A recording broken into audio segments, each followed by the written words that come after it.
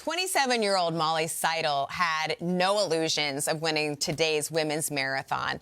I was hoping to be top 10, really, she said. But even that seemed overly optimistic for a person who'd only run 2 marathons before today. Here she is, Molly Seidel, her third ever marathon, taking bronze, third American woman to medal in a marathon at an Olympics.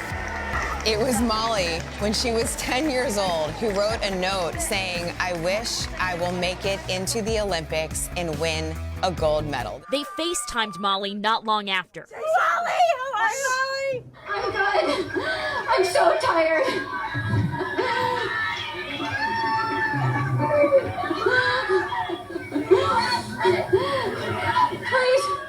Please drink a beer for me.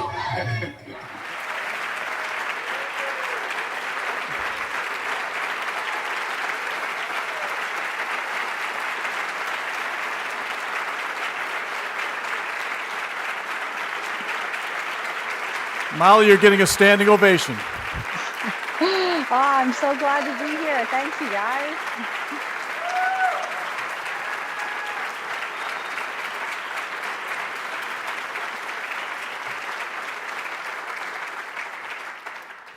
So isn't this great that Molly's joining us? That's the beauty of Zoom right now. Molly, before we get into what happened in Sapporo, let's go back, because I don't know how this happened. You have a coach, a lot of people don't realize her coach was 25 years old. Mm-hmm. And he works part-time in a hardware store in Massachusetts. And here's Molly, 27. She's relying on a 25-year-old guy. So talk about the conversation you had with him when he said, "I think you should run the Olympic trial, run the marathon." What was that like? Yeah, so basically, John, he's 26 now. So yeah, that extra year of experience. But yeah, basically we were teammates together on the first professional team that I was on. And we both ended up leaving the team in 2019. And John is my best friend.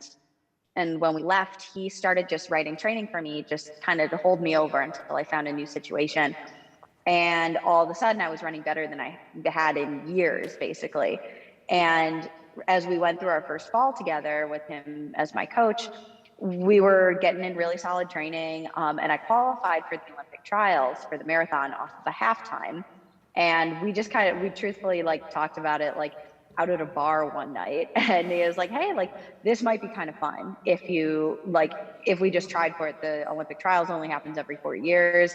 And my sister was like, "Oh my gosh, you have to go for it." So yeah, it was kind of just I don't want to say that we did it on a whim, but it definitely was this sense of hey, this would be a really cool learning experience for down the line. We didn't think at the time that it would turn into what it has. Yeah, pretty amazing, isn't it? So let's talk about that. You're getting ready. It's the minutes before you're going to go out in your first marathon. It's the Olympic trials. What did you think was possible? I mean, what were you thinking? You've never run this race before. What did you think was possible during that moment? Knowing how the buildup had gone, I was truthfully kind of struggling, just building up to the mileage necessary and just handling the training. I was so tired all the time. But we knew the training was going well, and John, the night before, we were talking, it was on your worst day, you'll get 20th. On your best day, you'll get 3rd. And so we were ready for pretty much anything. More than anything, we just wanted to go out and compete. And I think the thing that I was most worried about is getting into the race and giving up, mentally not being able to handle just how difficult it was going to be, because I'd never experienced it before. So my goal in that race was to go in and just not give up, to go and race hard and try and stay with the front pack and just see where it put me. But more than anything, I would have been satisfied on that day if I'd gone out and been able to just give 100% regardless of where the place ended up. So you're in that race and it's going better than you thought. When did you realize, hey, I got a chance to make this team? And then what happened? Yeah, I was feeling really good, way better than I expected to. And we hit mile 19, and all of a sudden I'm in the front of the pack, and all of a sudden there's nobody else around. Everybody fell back as we started going up this little hill. And the only person who matched that pace then was Alafine. And so all of a sudden it's the two of us, and we're just rolling together, and I'm feeling great. And we're 20 miles in at this point, and I'm oh wow, if I can hold this, I don't know, like I've just got to try to make sure they don't catch us at this point. Like I could maybe make the team. I didn't even want to like hope at that point. It was kind of just like stay in it and just like, okay, we just got to go now. So yeah, it truthfully wasn't until we hit like 400 meters to go and they put this little flag in my hand that I was like, oh wow, like I'm making this team. Pretty amazing. So now you're on the Olympic team. You've got roughly 17 months before the Olympic Games, and you've got to decide how to train. And most Olympic marathoners I read run 3 to 4 marathons, two marathons a year, so maybe 3 or 4 marathons in between, that period. And you decide to run only one. Why? Frankly, we didn't have a choice. There was only one marathon in the world that was happening, and that was London. Basically, every other major marathon was canceled because of COVID. And so just running that marathon itself was a feat. We had to like struggle to get in, basically beg our way onto that line. And even then we paid our own way over. And then I sat in quarantine for a full week. We actually had these little like trackers around our necks. So if you got within 6 feet of anyone, an alarm would go off. So it was a wild experience. And basically they shut down like the city of London so we could run 19 laps around Buckingham Palace. It was a very unconventional marathon. So I would say, yeah, it was definitely unconventional, not running multiple marathons in an 18-month period. However, like just the fact that we were able to run one marathon itself was a huge blessing. So you're training. What was training like? And I understand you've decided to train in Flagstaff, Arizona. Talk about that. Yeah, so Flagstaff has been a huge part of my training in my life. Since I was about like 18 or 19, I actually started going out during the summers when I was in college. And so my build up to the Olympics, we were in Flagstaff, so at 7,000 feet of altitude. And I was typically running 130 miles per week. And that's with 2 workouts per week. So 2 like marathon session focused workouts, and then 1 long run of 20 to 24 miles, and running twice a day, pretty much every day. So the mileage adds up here and there, but truthfully, like I love doing it. I just love that grind of training, and it's hard, but for me, it doesn't seem like work necessarily. It's like, I truly love doing this stuff. Now you had, I think, another domer with you, right, on your training group? Did I hear Molly? Wasn't Molly Huddle out there with you for a while or not? Molly Huddle, she trains in Phoenix. Okay. She was in Flagstaff a little while, but we have different coaches, and she kind of likes to keep to herself. So we did a couple like easy runs together. But yeah, Molly does pretty separate training. I do train with a lot of people up in Flagstaff. It's luckily a very tight-knit community. So somehow I keep ending up with these Georgetown grads. My coach is a Georgetown grad. I train with like 5 Georgetown grads out there. So at least we've got like the Catholic reciprocity out there. Right. There you go. So you end up arriving in Japan, a week or 2 before your race. What was that like, and how was that getting ready for that climate?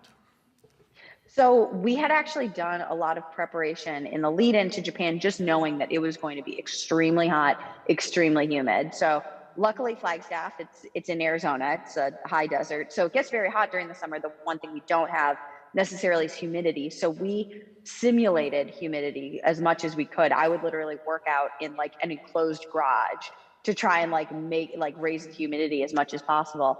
And we would go down in altitude to get a little bit more moisture in the air, because there's areas lower from Flagstaff that it would get up to like 80 to 90% humidity.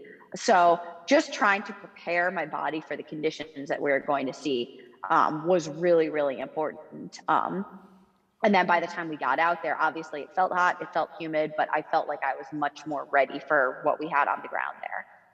Now, I understand there's a famous article about, I guess the night before you were tweeting about how to hydrate for humidity or something like that. Was that true? That is actually true.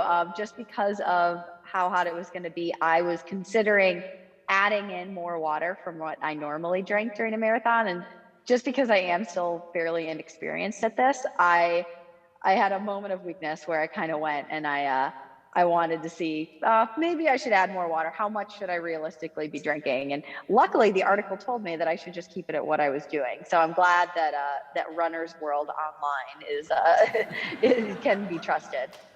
All right, so here you are, it's the day of the race.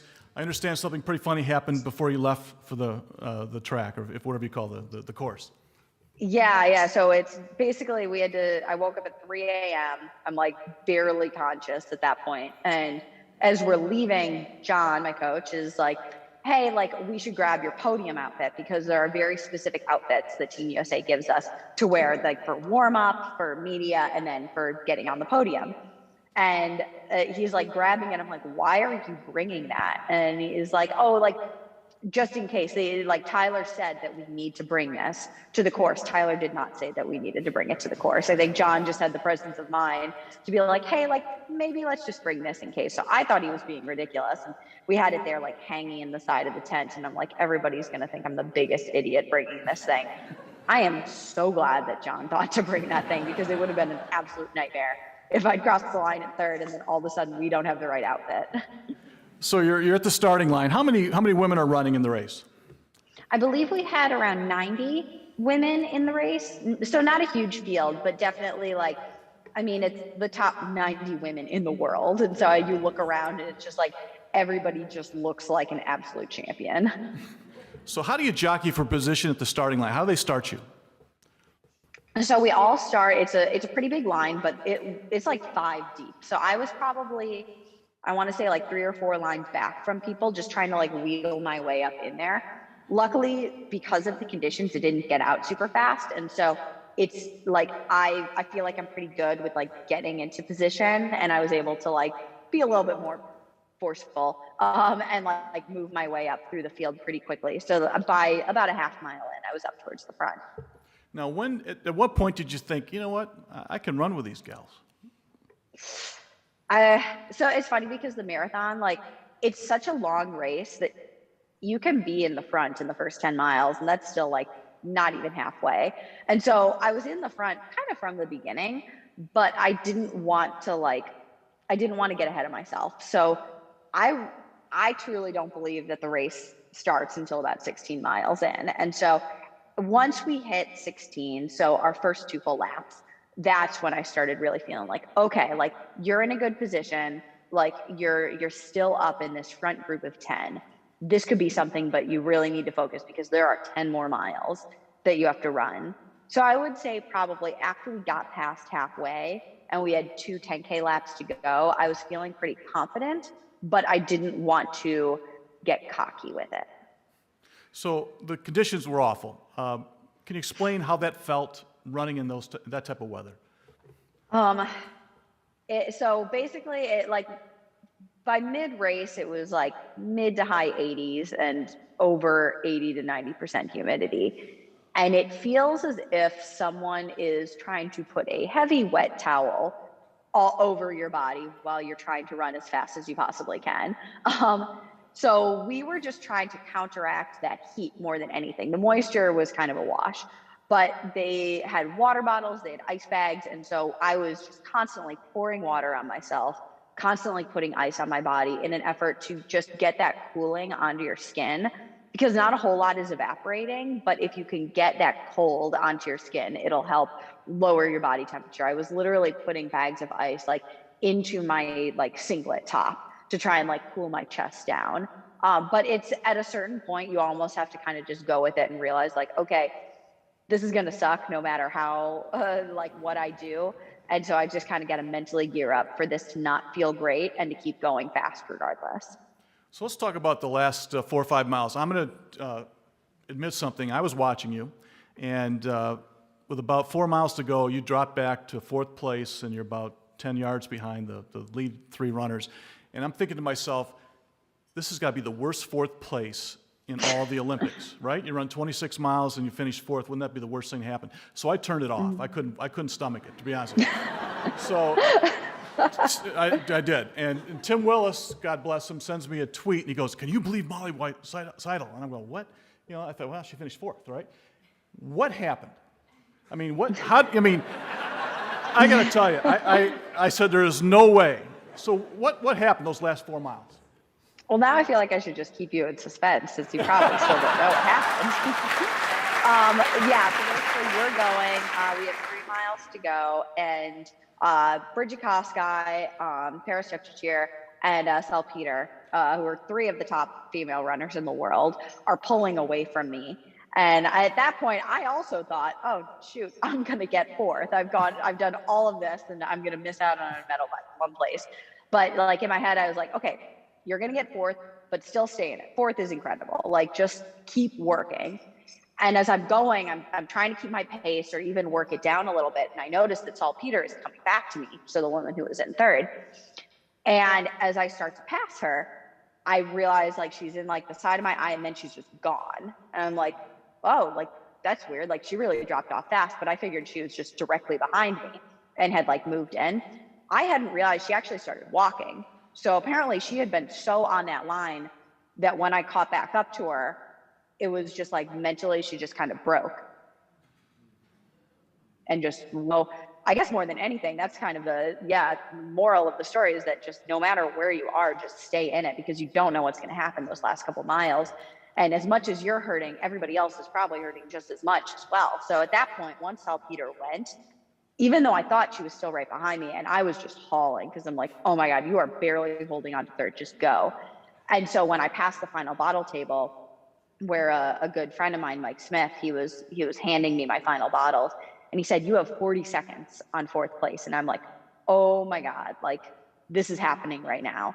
And so at that point, it was just like, just hold on, you'll get a medal. But yeah, it was truthfully wild. The marathon is a crazy event, and I could not have predicted that was going to happen.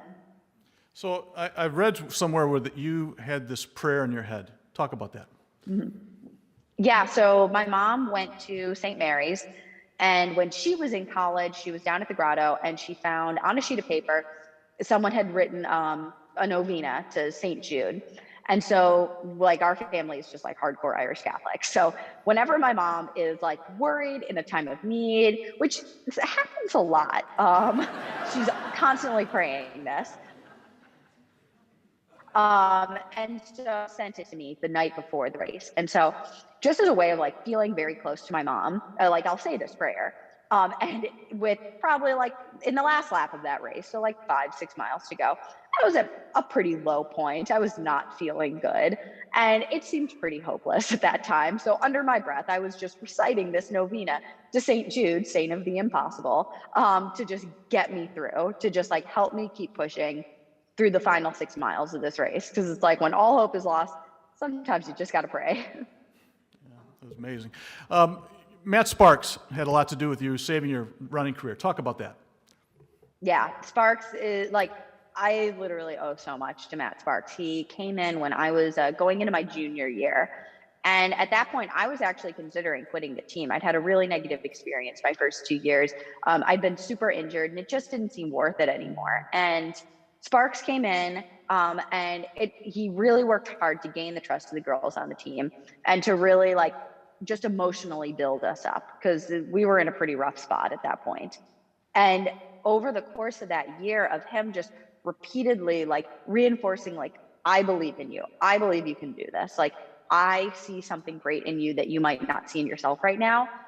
Just hearing that over and over and over, and just him showing us through his actions that he cared.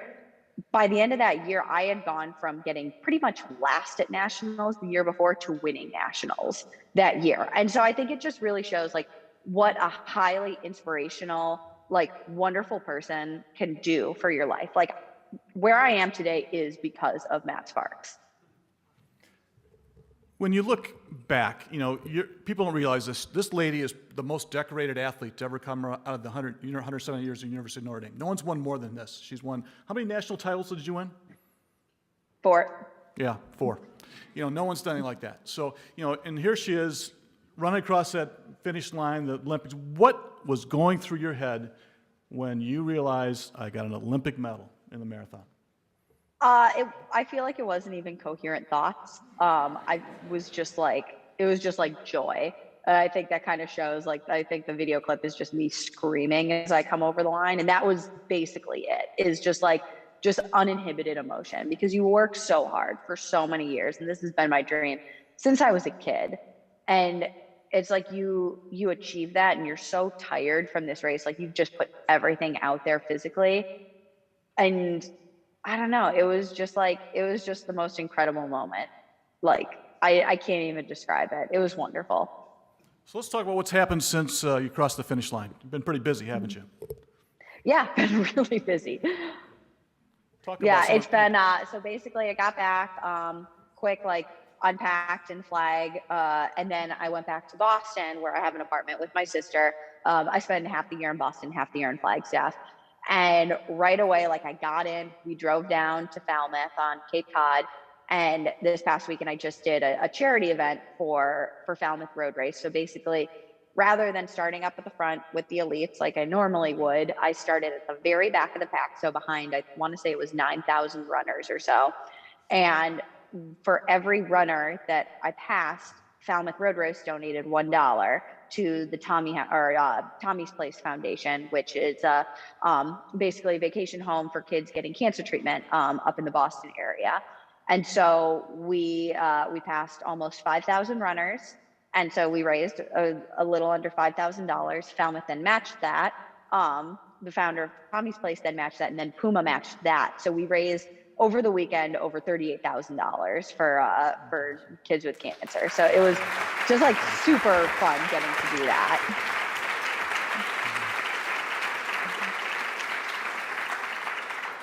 So what's next for you? I just announced today I'm going to be doing the New York Marathon this fall, and yeah, so that'll be the next couple weeks building up for that, and then after that, who knows? Just keep racing, keep training, and getting ready to try and qualify for the 2024 team. Great. Well, we are very proud of you. We can't thank you enough for joining us. I know it's tough for you to find the time, but thank you, thank you, thank you. Thanks. Yeah, it was great getting to talk to you guys all. Have a great rest of the conference, and thanks, you guys. Go Irish. Thanks, Molly. Thanks, everyone. Time for lunch?